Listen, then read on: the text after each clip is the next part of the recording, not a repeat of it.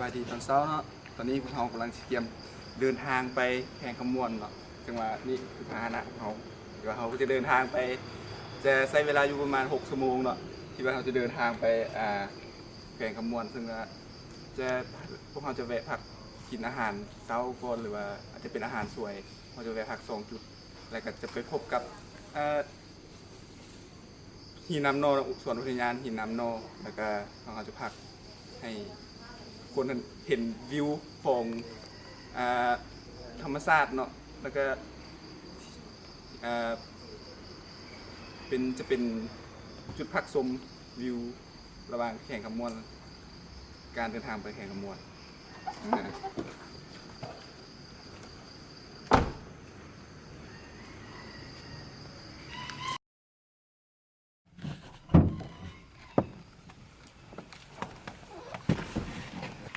นี่คือครัวความเดินทางของพวกเราเนาะนี่คู่ขาแล้วตอนนี้เนาะพวกเรากำลังจะออกเดินทางแล้วอีกจาก5 นาทีจะออกเดินทาง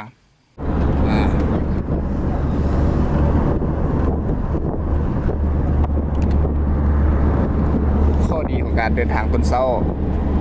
คือรถบุติดนครหลวงอากาศบ่ร้อนสะดวกสบายนี่พานะครับพาหน้าของเขาวันนี้นี่ครับทรงของเขาไม่เท่าไหร่ไม่1,400ก็เหนียวเอาจะถึง3,000ข้าวเหนียวหมูปิ้งของเราชมมีกาโซ่ครับ พออยู่ปะคนทางบ้านเรา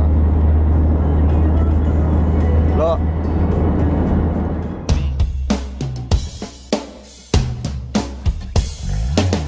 แม่นไผก็คงจะหาสิ่งที่เป็นของตนจะมีไผที่จะมาทนเห็นมันถูกทำลายเปรียบเหมือนสิ่งที่ล้ำค่าคือดินแดนที่เฮาอยู่พวกเฮาต้องเสิร์ชสู่พักษาพัฒนา Save our land cause it belongs to you Take a stand make it right from wrong Stop the taking let's start giving Let it be a มันเป็นเรื่องที่สุดยอดเขามาเห็นสิ่งสายลุงแม่คุณสายเอาแบบส่งมาจากต้าของกัน มันเสียบดากลาย อย่างนั้นว่า เสียงสะท้อน อยากได้พวกว่าแล้วเราสนเลย ป่วยแล้วดีลมพัดหน้าดิได้แล้ว อันนี้เขาเจ้าเอิญเนี่ยก่อนพายัง หาหิน พายหิน ขึ้นไปแล้วมันพาดีแดงขึ้นมาขึ้นพาป้ายขึ้น โอเค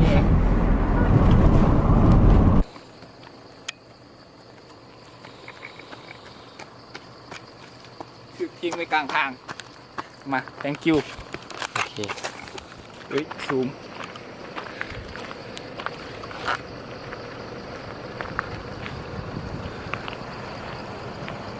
ไปถ่ายทอดก็ได้ทำแป๊บเดียวถึงทิ้งไว้กลางทางตัวชิมาฮอด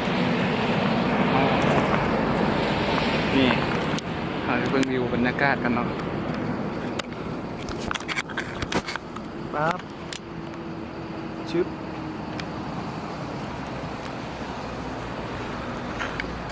โอ้งามหลาย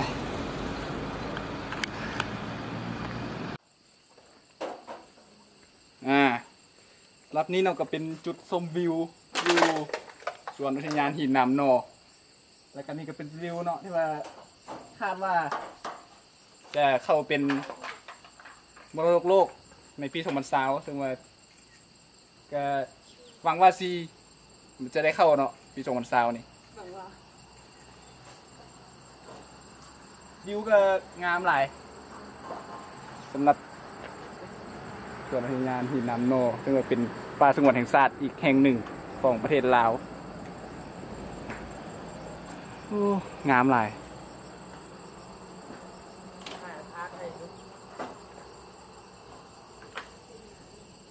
บรรยากาศก็ดีเนาะ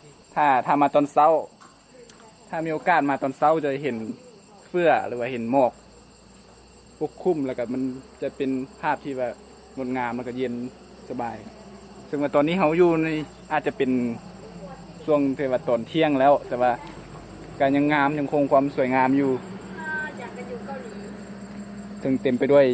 สีเขียวเนาะของป่าไม้ที่ว่าอุดมสมบูรณ์หลายที่ว่างาม ซึ่งว่าจะมีเป็นหน้าผาหินคล้ายๆกับโนสินะมันสอดขึ้นมาจากป่าไม้ที่ว่าจะเห็นปลายของผาหินสอดขึ้นมาอยู่ลำปลายของต้นไม้สิจะเป็นภาพที่ว่าหาเบิ่งอยู่บนอื่นได้ยาก ถ้าจะเห็นก็ต้องได้มาที่ว่าเขาได้เกินไว้ตอนน้ำพิษพุ่นแต่วันนี้ก็เป็นอีกสีสันหนึ่งของการเดินทางเนาะถ้าว่าผู้ใดเดินทางมาจากทางเหนือหรือว่าทางใต้ก็ต้องได้มาแวะเบิ่งเนาะมาสัมผัสเบิ่งว่ามันเป็นอะไรก็หวังว่าอนาคตเนาะจะถูกพัฒนาให้เป็นสถานที่ท่องเที่ยวหรือว่าจุดชมวิวที่ว่าให้มันพัฒนาขึ้นไปหลายกว่านี้ที่ว่าปัจจุบันนี้ก็กำลังอยู่ในช่วงที่ว่ากะเกียมให้มันเป็นสถานที่ท่องเที่ยวที่ว่าน่าสนใจแต่ก็เป็นจุดดึงดูดอีกแห่งหนึ่งของประเทศลาวเนาะสำหรับป่าสงวนแห่งชาติตัวนี้นี่ซึ่งว่าเป็นส่วนนั้นหินน้ำโน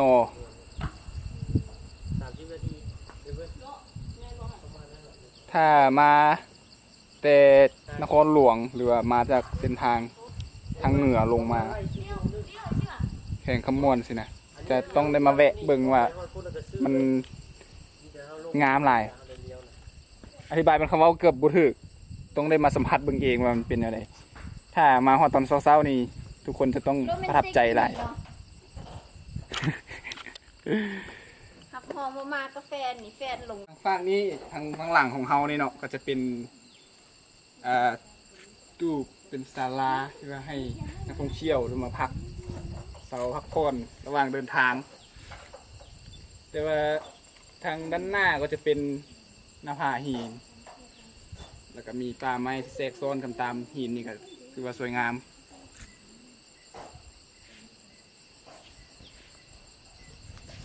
ตัวโลดิโบโบยูนพู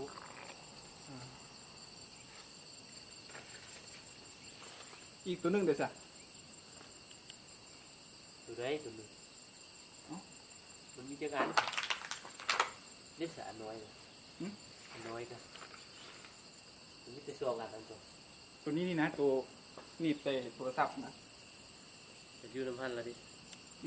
เฮามาเที่ยวแล้วมาลิ้นน้ำกันมาสร้างสรรค์ให้ประเทศเฮาให้ก้าวไป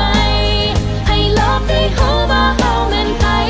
แม่น้ำของเสื่อมต่อเฮาไว้ให้หัวใจเฮาเป็นน้ำกันประเทศลาวคืออัญมณีแห่งแม่น้ำของพัฒนา ไม่เท่าดิแม่ไปนอนไปเรียนพาดิดูสร้างทำไม เจอกันอีกครั้งหนึ่งนี่ก็เป็นบอนที่พวกเราจะพักเนาะซึ่งก็เป็นแบบสไตล์มีชีวิตแบบสบายๆนี่ค่ะเอาชีวิตเบิ่งว่าตอนนี้เราก็มาฮอดแล้วก็หากันไปซื้อของกินเนาะอาหารแห้งมากินเป็นอาหารกระป๋องเนาะว่าจะบุมีห้างค้าหรือว่าจะบุมีตลาดแถวอยู่ใกล้ที่ว่าขายของอาหารสุกเลยสำเร็จรูปเลยมาขายหลายคนอะไรจะมีแบบวิถีชีวิตอาจจะเป็นผักหรือว่าเป็นอาหารกระป๋องปลาใช่ประเภทแบบนี้เนาะแต่แวดล้อมโดยทั่วไปก็ แย่แล้วจะลองเรียน สะดวกสบายเนาะเย็นดี มาทางนี่ ก็เป็นธรรมชาติหลาย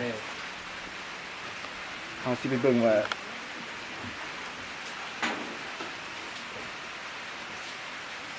ด้วยเพิ่นเฮ็ดหยังให้เฮากินเนาะแล้วก็เบิ่งคลายสมาชิกเฮาทีมงานเฮาเฮ็ดแต่งหยังกินเนาะจะเป็นน่าจะเป็นขั่วปลากระป๋องแล้วก็ไข่ดาวแล้วก็ จะมีเสริมอีกหน่อยไปดู ไปดูสิ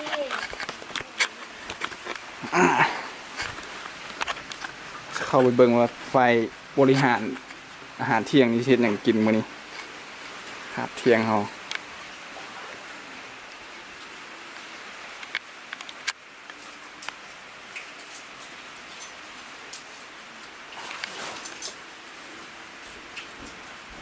โอ้กล้วยมีเด้อหนึ่งตัว ดังไฟ คือเมียน่ะอนาคต เนี่ย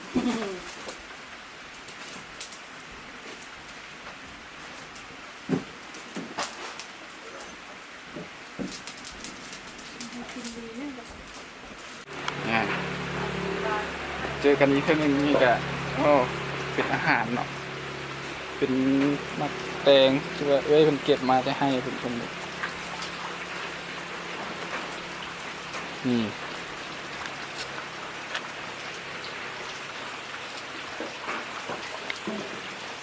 ่อาหารมักแตง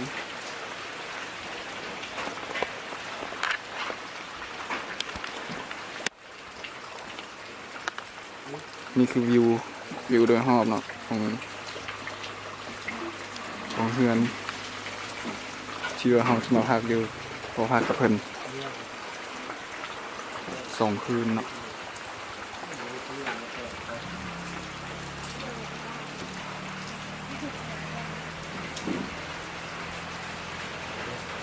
จะเป็นเฮือนยกพื้นเนาะเป็น2 สั้นถึงเป็นไม้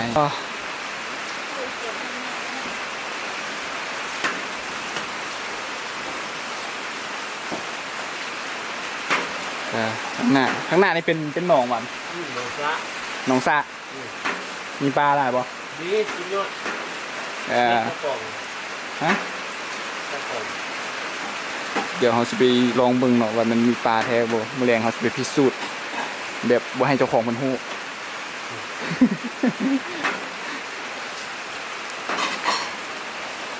โอเค เรามีปลาพุ่มมันบางเลยด้วย วัฒนธรรมประเพณีควรรักษาไว้ เพื่อคนรุ่นต่อไปได้เห็นได้ชื่นชม Save all and cause it belongs to you. Take a stand, make it right for wrong. Stop the taking, let's start giving. Let's all live a beautiful life. How much หลังจากกินข้าวแล้วพอดีเอ้ยเพิ่นว่าสิไปจับไก่เบิ่งว่าเพิ่นสิเฮ็ดหยังสงสัยไว้สิเอาไว้ต้อนรับพวกเฮามื้อแรกนี่ล่ะสิเบิ่งว่าเพิ่นจับไก่มาเฮ็ดจังได๋เลย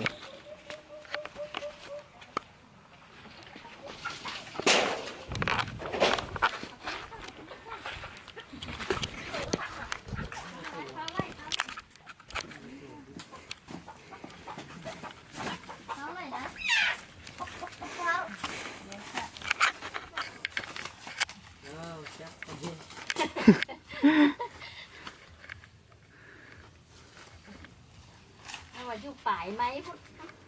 เจ้าเอากว่าจะได้ นี่ไล่เลย ฟ้ามัดก่อน เอาไปเป็นยังไงนี่เฮ้ย เด้ไปละสุดแล้ว เอามันอ้อมมาได้ เนี่ยมันออกนี่ดิดึงเอาไม้อันนี้ออกจับเป็ดนั่นสิโอ้ฟ้าไล่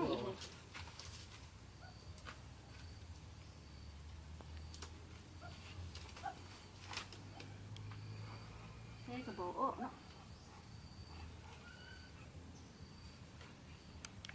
แล้วลูกเดี๋ยวไปเดี๋ยว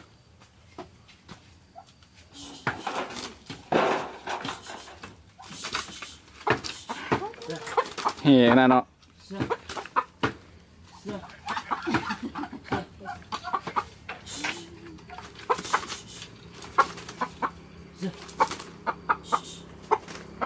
จ้ะ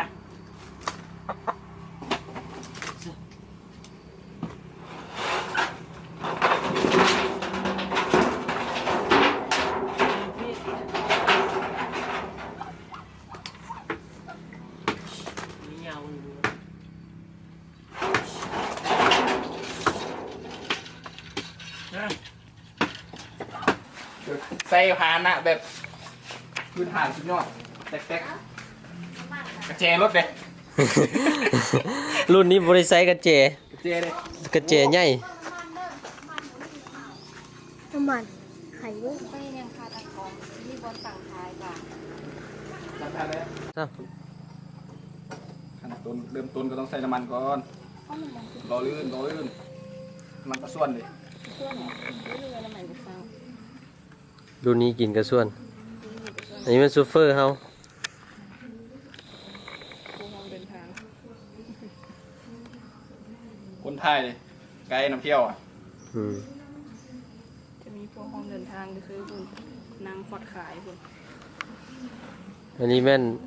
โดยสารไหนนักโดยสารของพวกเฮาตอนนี้แดดกำลังแห้ง ขับรถละมีรถหลายดิ ติด เจาะกระเจก็เลย ติดได้อยู่อ่ะป่าน เร่งในหนึ่งบุก นี่คือใส่เอ๊ะเขาเล่นเลย ระวังเคียวเหี่ยได้ กูไปดิว่าเขาเกียร์นี่ล่ะ อู้ยี่ห้อนี่ป่ะ ระวังเคียวเด้อเดี๋ยว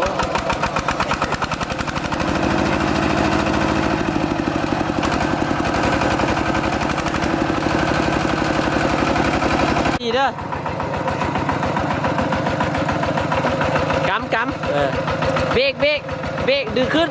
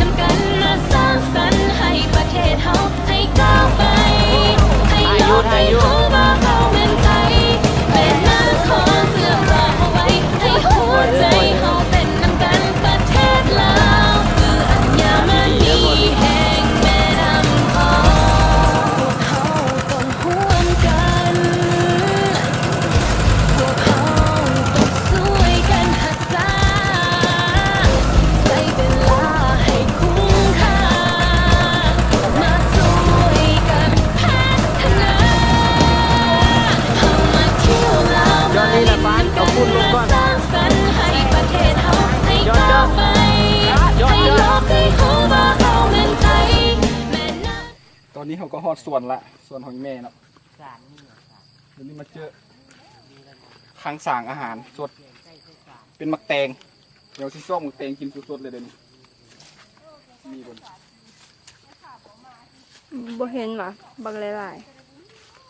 นี่ ๆ เห็นแล้วนี่สดฮ้อนๆจากสวนฮ้อนเขาย่างมานี่ประมาณ5 นาทีเนาะ แมน 5 นาทีก็ฮ้อนแล้ว ไหลมาแต่ผู้ ขอลงน้ำสักบาทอะน้ำคำม่วนคือน้ำอยู่เรียงหมดมีเพียงฝั่ง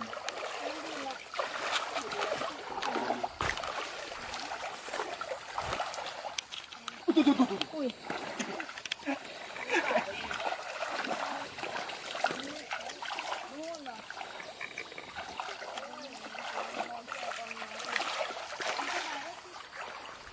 ็นหลัง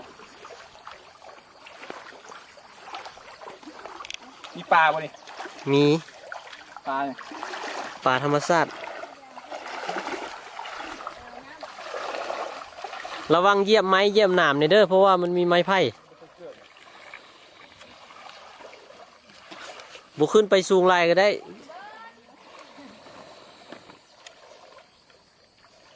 ได้แล้ว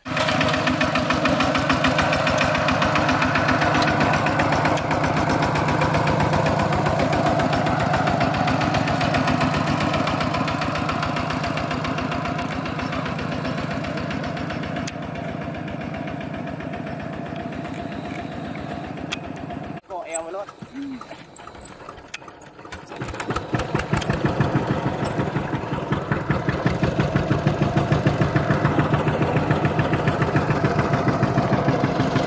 ซูเฟอร์เฮาซูเฟอร์ไม่เนาะเที่ยวติดเที่ยวมอดอยู่รถก็ได้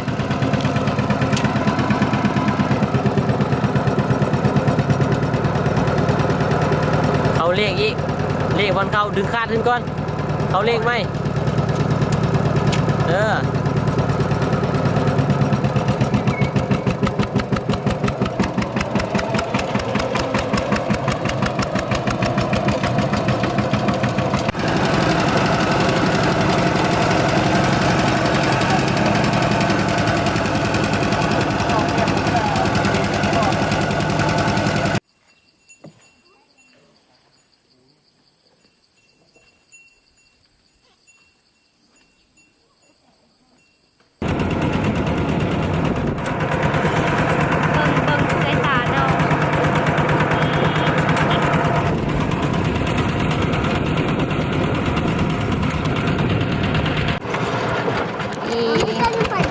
หมดเงินแล้วเอาไปบ้านไม่อยากต้องขึ้นมืดอยู่เด้แต่ก็เห็นคนอยู่ เห็นนำดอกไฟสิ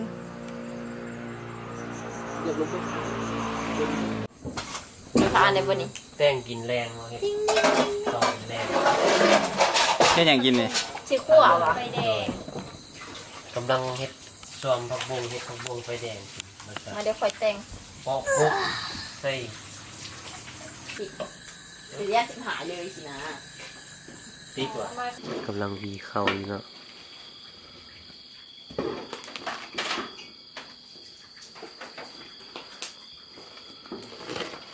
อยู่ บุเห็นทางกลับบ้าน ได้ต้มเหรอ เราบุชื่อเลย น้องให้จีต้มกับ ท่านว่านั้นมันมันคือตะโลนี่ก็เอา ทางมันมืดมันบุมีทำงานมันนั้น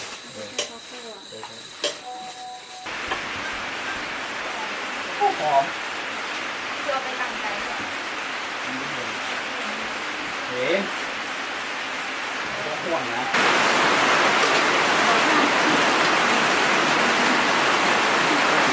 กินไปก่อน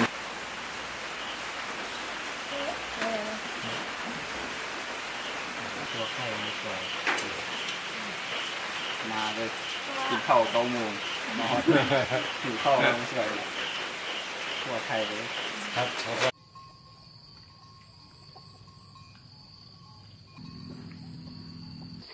ว่าสิไปนาแต่ว่าเฮามาแวะวัด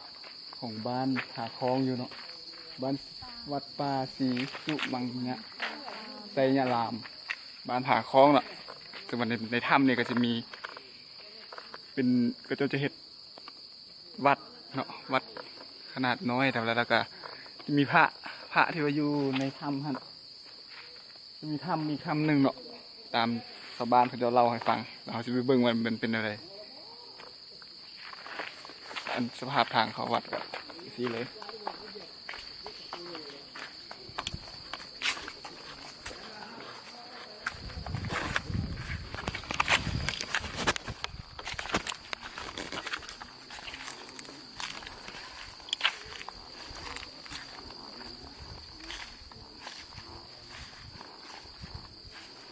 ซึ่งมื้อนี้ก็เป็นมื้อที่ว่าชาวบ้านมาออกงานรวมแล้วจะมีคนมาหลายนั่นคือปากถ้ำบางถ้ำเขาเวลาเราจะเห็นถ้ำ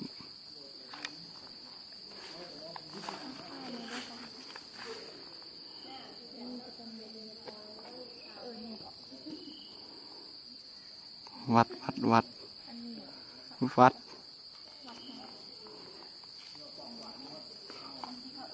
สาว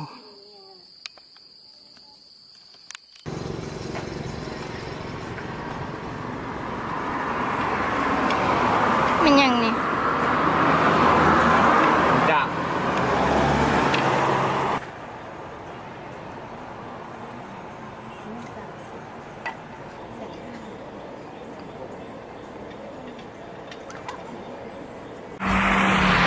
เขากำลังเดินทางกลับนครหลวงแล้วเขาได้มาลองพักอยู่ยันแต่โซนนี้ได้มื้อนึงได้คืนนึงเลยกันเป็น2 มื้อเนาะเดินทางกลับรถที่ว่าเดินทางกลับอยู่หลายควรเนาะน่าจะเป็นกลับนครหลวง หน้าเป็นเจ้ากระสิวเต็ม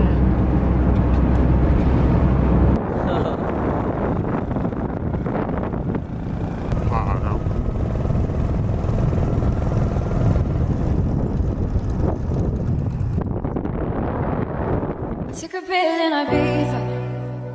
to show Avicii I was cool.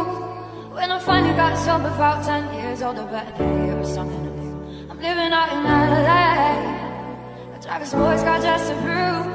I'm a real big baller, 'cause I made $1 million and I spent it on girls and shoes. You don't wanna be high like me, never really know right like me. You don't ever wanna step off that roller coaster, you're alone. You don't wanna ride the bus like this, never knowing who to trust like this. You don't wanna be stuck up on that stage singing, stuck up on that stage singing. All I know is sad song, and darling, all I know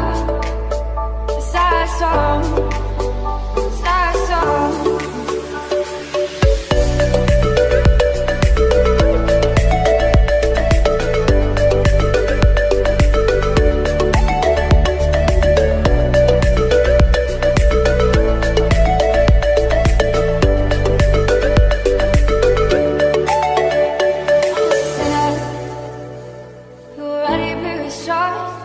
I get along with old timers 'cause my name's a reminder of a pop song people forgot. I can't keep it going, no, 'cause as soon as the sun comes up I cut them all loose and work's my excuse, but the truth is I can't open up. You don't wanna be high like me, never really knowing why like me. You don't ever wanna step off that roller coaster, be all alone. You don't wanna ride the bus like this, never knowing who to trust like this. You don't wanna be stuck up on that stage singing, stuck up on that stage singing. All I know is sad song,